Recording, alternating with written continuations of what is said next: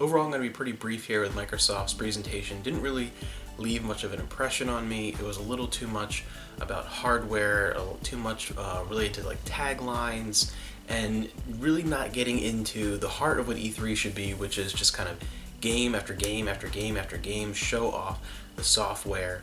I don't care about your new models of the consoles. It's all too computerized now. Now consoles are really just like lower end PCs with a handful of exclusives. I mean, they're not really consoles anymore, and I don't know, I'm just not interested in that aspect. And they didn't show as many games as I would have liked. And on top of that, I don't own an Xbox One, and they didn't show anything that made me really want to get an Xbox One.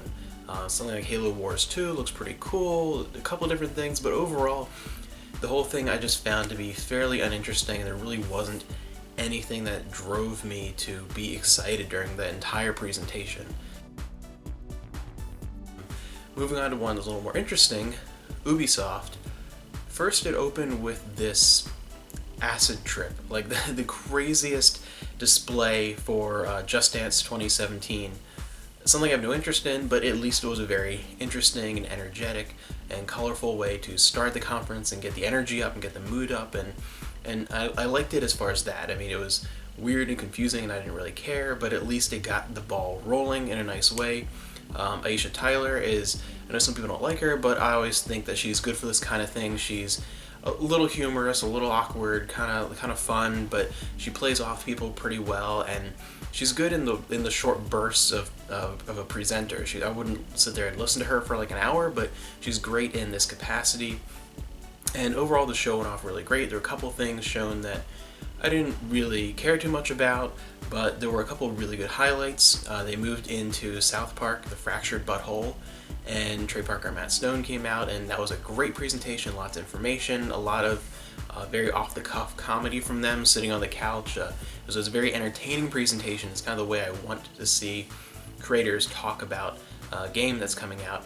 They showed a lot of great stuff. The bait and switch trailer, they opened up, it looked like a dark, gritty kind of, maybe futuristic warfare or Call of Duty kind of thing that switches to its South Park.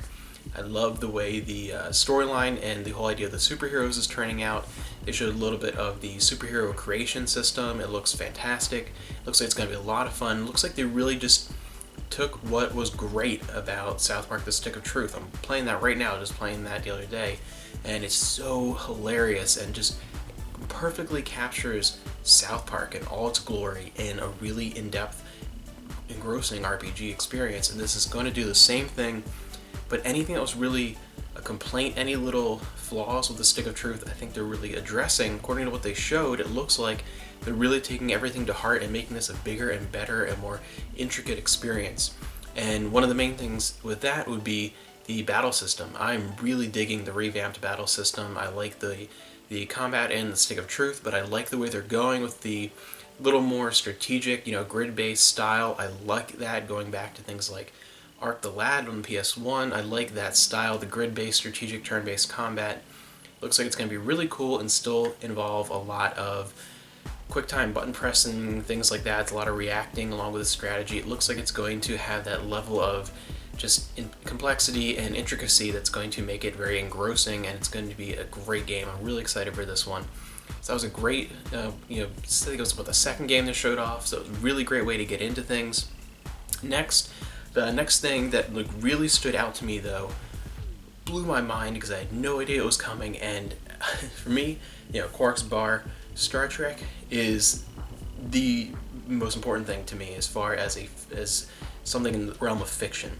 More than anything related to gaming, books, movie, whatever you name it, Star Trek is life for me. I literally was like nursed watching Next Generation. I grew up watching all the reruns of the original series. I collect anything Star Trek. I don't care what it is. If you throw me, Star Trek toilet paper, I'll take that, whatever. We read tons of Star Trek books in this house. We have a huge collection of books, DVDs, VHS, starting to collect like the Laserdisc, like CDs, whatever, anything Star Trek. I love Star Trek. I mean, you have Next Generation, Voyager, top 10 shows of all time, original series, top 10 show of all time, Deep Space Nine is my favorite TV show ever, and we're getting Star Trek VR.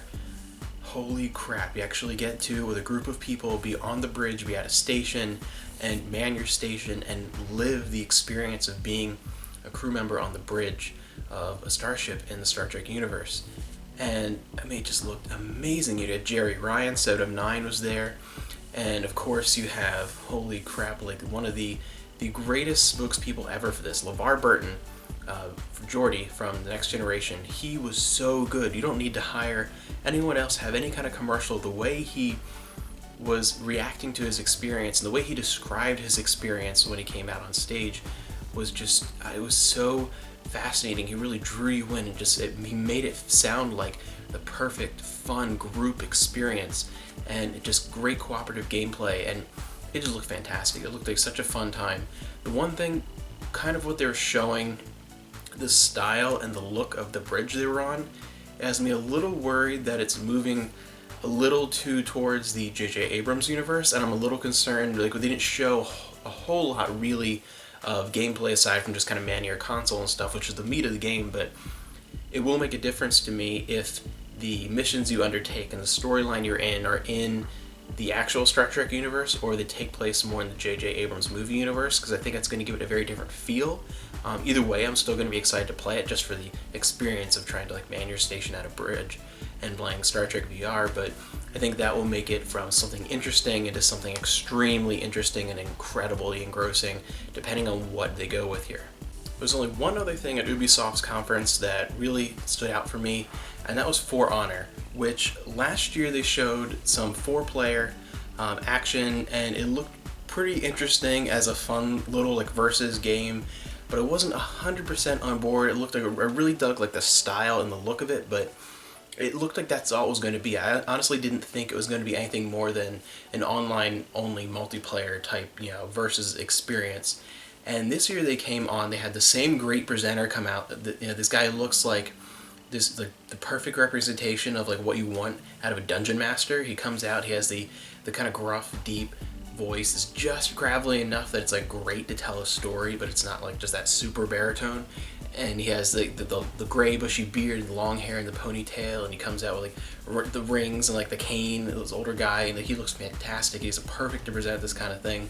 And they had some live gameplay of the single-player campaign after they showed a really good trailer, so much better than last year, because it really highlighted the story and the world of this game. Last year's presentation, it made it feel like, okay, we have samurais, and we have Vikings, and we have, knights, and you can go fight, and whatever, and it didn't feel like there was a reason. It was just taking different warriors from history and pitting them against each other. This shows that it really is a complete world, and why these types of warriors are together in this world, and why they're fighting, and what forces are behind it, and it really gives it much more fleshed out appeal, and I found it utterly fascinating.